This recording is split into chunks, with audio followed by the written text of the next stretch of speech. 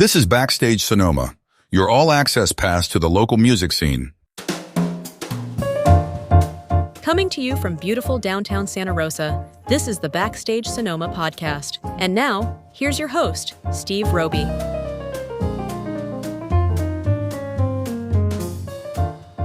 Welcome to Backstage Sonoma. I'm Steve Roby. Marti Brom is by far one of the finest singers on the roots music scene. But she's not just a singer, she's an icon of the rockabilly genre. Marti will join me shortly to discuss her musical influences, an upcoming show in Sonoma, and the journey that took her from the St. Louis stages across the globe. But first, let's listen to a sample of her music. Here's Loveaholic by Marti Brom.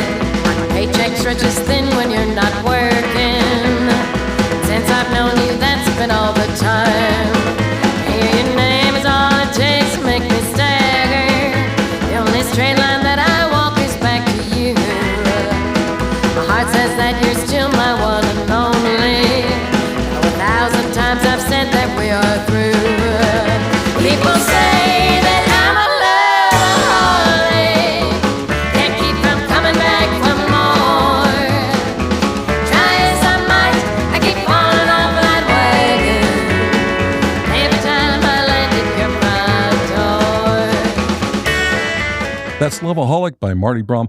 Hey, Marti, thanks for joining us on the show today. Hi. Hey, we got a couple questions for you. I want to know about your musical influences up front. Can you tell our listeners what it was like growing up in St. Louis, Missouri, and who were some of your musical influences when you were growing up? Gosh. Well, St. Louis is, historically a music town, and there was a lot of music when I was growing up. And of course, most famous is Chuck Berry and Ike Turner and Across the River. Was a 70s, 80s girl. So I was influenced by a lot of stuff from the 70s and 80s. And I was also influenced by a lot of stuff that my older sister, who kind of dabbled in folk singing, her records, my parents' records, which, everything from Barbra Streisand to Joan Baez to a lot of folk music. So I sort of sang along to those things when I was growing up. Yeah. And my dad's has roots in New Orleans, so he had a lot of great jazz records and stuff. And no country records. I had to come to that on my own. My parents were not into country music, not into Elvis, like a lot of people's parents were. I had to kind of find those things on my own through television and movies and that sort of thing. So, yeah. Do you remember what your first record was that you bought with your own money? Was probably a 45 when I was a kid. I had a lot of Jackson 5s, 45s. And I remember having Jody Miller's Queen of the House, which is a song I cover now. But I learned, that's like one of the first songs I ever learned and sang when I was a kid. Cool. It's not like now where music is everywhere and it's very accessible. It's literally you had to go to a store and buy it, and you had to have your parents take you if you're a kid. But get an advance on your allowance to buy a record. Yeah, that's what I had to do. Yes, and I did that a lot. Hey, could you share the story behind your decision to go to England in the hopes of starting your singing career? What did you learn from that experience? It was a really good learning experience. It was devastating at first because I got kicked out. I was young. I didn't know what I was thinking. I loved Chrissy Hine, and I'm like, but I don't have the balls of Chrissy Hine. And I was younger than her when she went to England. But I was just very naive and had this dream that I could do this and kind of set it up through other people and was very misinformed. But I learned a lot just from the experience of being around because they kept me overnight. They took my passport and it was pretty traumatic at the time, but I had a home to go back to. They didn't deport me. I had money to pay for a plane ticket to go back home. And I just saw these other people from other countries that had nowhere to go. I mean, they were leaving desperate, horrible situations. And here I am, just some girl like from America trying to be a rock star or whatever. Sure. I learned a lot of humility and empathy for other people and their plight.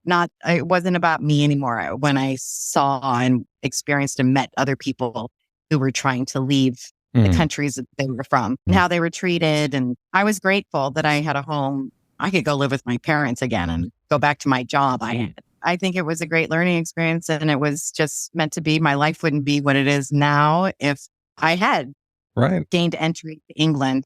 Nothing. My children wouldn't exist. Nothing. None of this would be here. What a great starting point. Yeah, it was a good starting point and learning experience and very humbling, really. Marti, you've performed worldwide and have fans in many different countries. What is it about your music that you think resonates with audiences across such diverse cultures? I think it's just the music. The music is universal. It's if you do a type of music that is kind of timeless and resonates with people's feelings and emotions and the human experience and some things that the basis of all great songs is something that everybody anywhere can relate to or feel something for. So I think that's the great power of music, to make the world so much smaller and better. And the type of music that I do is that kind of music. Oh, that's a great way to put it. Let's play some more of your music. This is a track from your album Midnight Bus. It's called Lasso, Mr. Moon. What can you tell our listeners about this song? This is just a song. Sometimes it takes me years to write a song, or I never finish a song. I have tons of unfinished songs. But I was living in Portland, Oregon at the time and had a gig. And I was driving home from the gig and the moon was just amazing. And it's not always out because it's so cloudy in Portland. And I literally pulled over in a parking lot and I wrote that song like in 10 minutes or whatever, which is pretty unheard of for me. And then the fact that Billy Bremner from Rockpile and also played on so many Pretenders songs, played on this song, like he made it. I just go in and sing stuff and he made the song so great with his guitar playing and his arrangement on it and everything. So it became a special song, especially since he played on it. Great. Well, let's play it now. This is Lasso, Mr. Moon by Marti Brom here on Backstage Sonoma.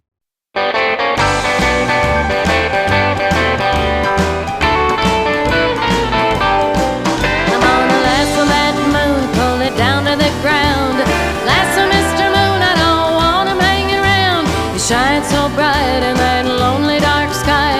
Why, oh why does he wanna make me cry? He's like a neon sign of my faded romance. My poor old heart, it doesn't stand a chance. I can lasso that moon, there are no clouds by his side. Yeah, Mr. Moon, you got nowhere to hide. Up there alone, I got you in my scope. All I need is a big old rope. I can lasso Mr. Moon, hog time real tight. That big old moon better not put up a fight. I'm gonna keep him tied down and never let him go till that big old moon has lost his glow.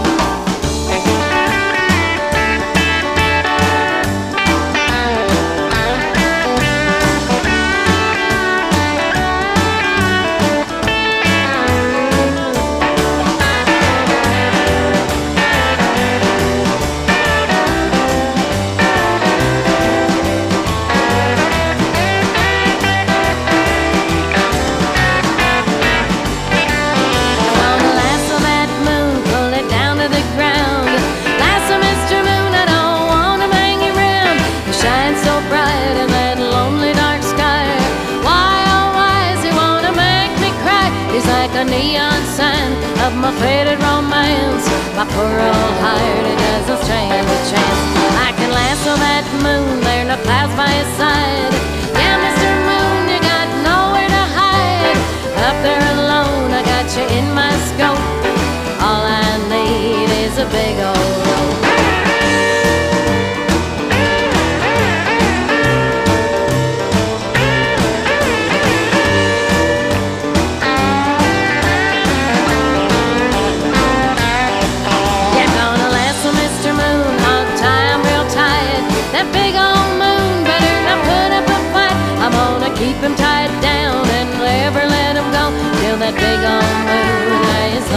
his glow.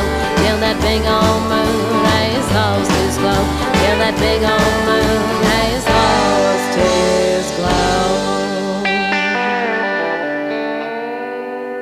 My guest today is rockabilly singer Marti Brom. Marti, you mentioned that you were too shy to perform at first on stage. What eventually gave you the confidence to get up on stage and share your talent with the world? Yeah, it's hard. Well, it's like one thing, but not one thing. It took a long time. I kind of tried doing that, performing in front of people when I was in high school. It was just this physically ill feeling. And I'm like, oh my God, if this is what it's like, I don't want to do it. But then I got in a play that my husband was in the Air Force, and he convinced me to be in this play, a musical called 1940s Radio Hour, which was really up my alley because it was all 40s music and costumes. And I was really nervous to be in that. But once I did it, that was the beginning of me getting over my fear of being in front of people. For someone who spent most of their life singing in their bedroom, that really kind of catapulted me. I wasn't completely over any sort of stage fright or anything at that point, but it helped kind of ease me into performing, because then I started performing with bands in St. Louis. And then eventually, I don't know, a year later, I moved to Austin. Yeah, good choice. Yeah, thanks to the Air Force. Your music has a distinct blend of classic country, rockabilly, and a touch of punk. How did your exposure to artists like Suzi Quatro, you mentioned Chrissie Hynde, and I'm sure there are others.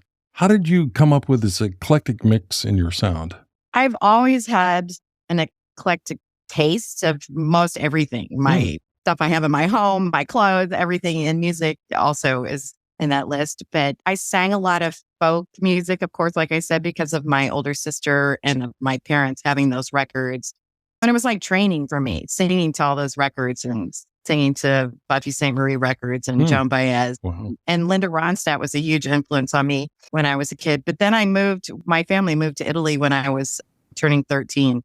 All the jukeboxes in Italy, because at that time I was 13, but you go in a bar when you're 13 in Italy. So all the bars had jukeboxes, and I'd always look for female singers on the jukeboxes. And Suzi Quatro happened to be on there. Wow. And I was like, who is this?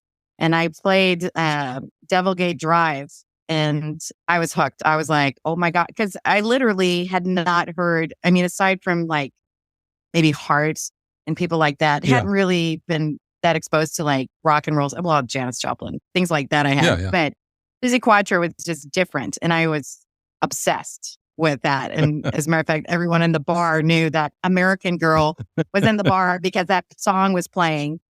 That and 48 Crash, I think, were on the jukebox. But immediately when I moved back to US, I went to the first record store I could go to, and I found Suzi Quatro record, which was like, oh my God, holy grail. Like this woman who's like my size and plays the bass and wearing a leather jumpsuit. I couldn't have dreamed of something more perfect. That kind of led me into being more listening to rock and roll women. Sure. Were you fortunate to see Suzi Quatro on the TV show Happy Days?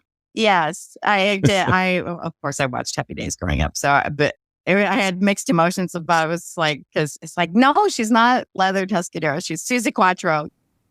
But it was a great thing for her. A lot of people knew, because I have a Suzi Quatro t-shirt, and people were like, oh, Leather Tuscadero. I'm like, no, it's Suzi Quatro. She was Suzi Quatro before she was Leather Tuscadero.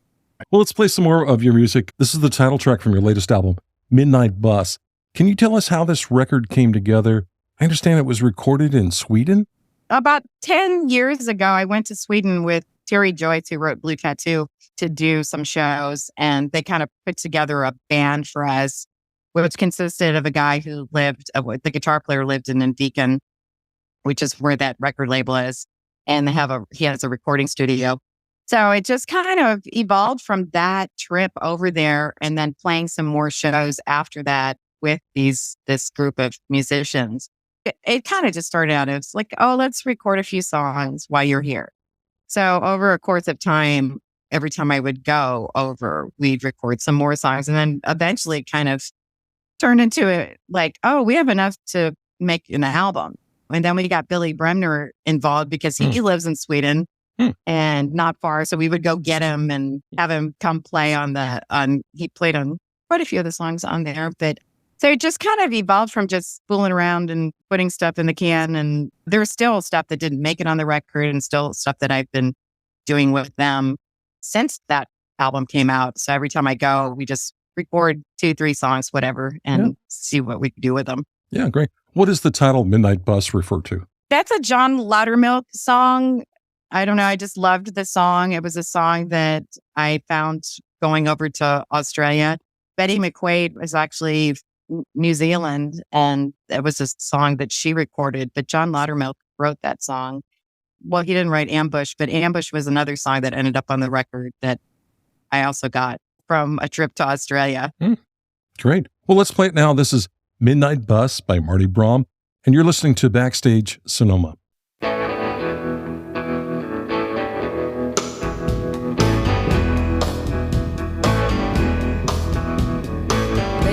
My baby, we left on the midnight bus,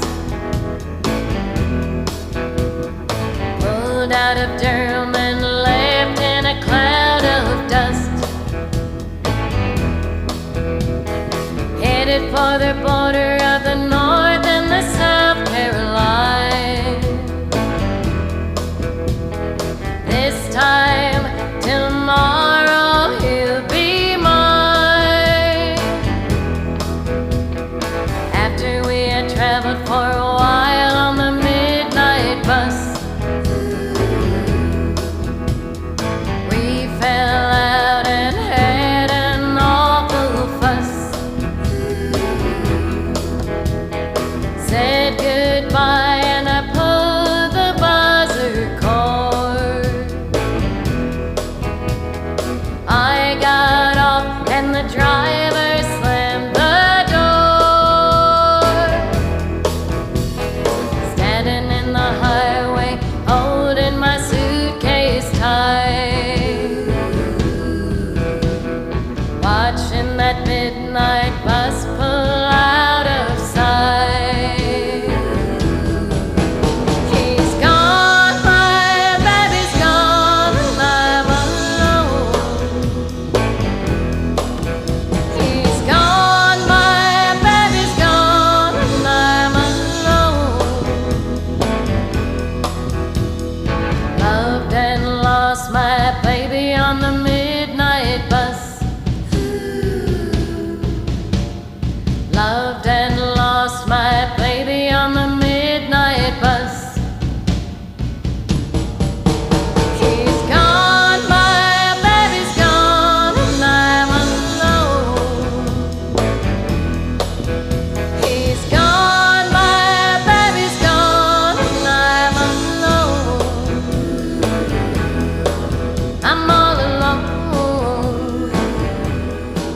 I'm all alone. I'm all alone. Singer Marti Brom is my guest today as we wind up this interview. Hey, Marti, what can we expect from you musically in the near future? Are there any new albums, tours, or projects that you're currently working on?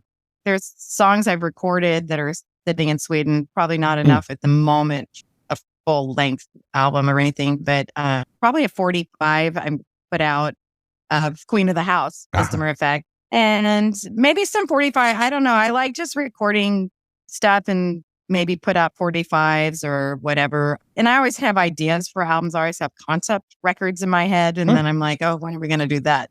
So I don't know. I have a lot of ideas that maybe will happen, maybe won't happen. But When you say 45s, are you actually talking vinyl 45s? yes, All right, cool. With a picture sleeve? with a picture sleeve. Yes. Big fan of the 45s with picture sleeves. Yeah, a lot of people want vinyl in general, Yeah. LP, not so much CDs anymore. And a lot of people have jukeboxes. So a lot of people like having the jukeboxes, and a lot of people just collect whatever I do. So 45s always do pretty well. Yeah. How cool is that? That's really amazing. Yeah.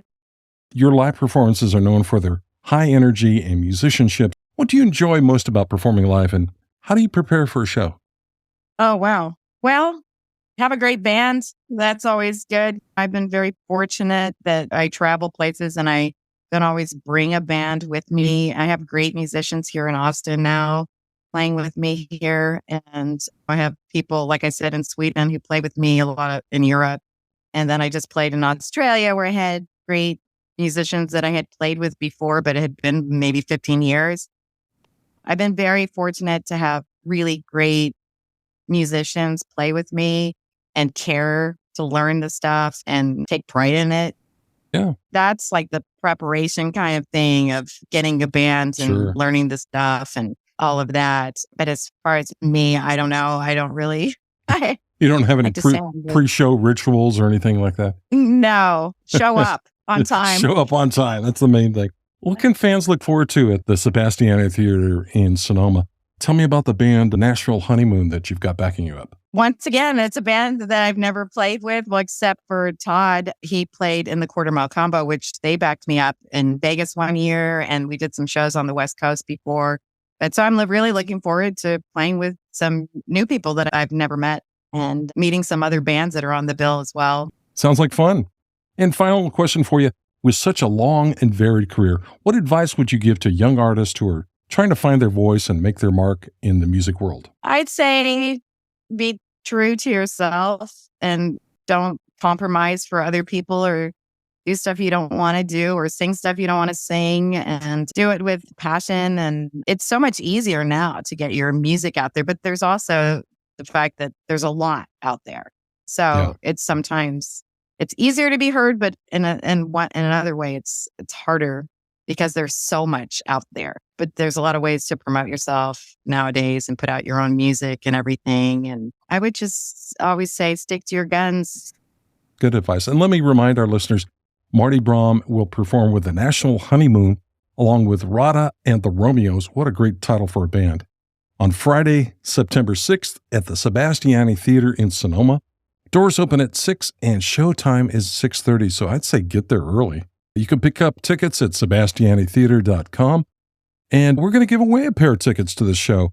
If you follow us on social media, the details will be there, and we'll give a pair of tickets away to the show in Sonoma. Hey, Marti, thanks for being on the show today, and have a great time in Sonoma. Thank you. I'm looking forward to returning. It's been a while. Backstage Sonoma will be right back after this quick break.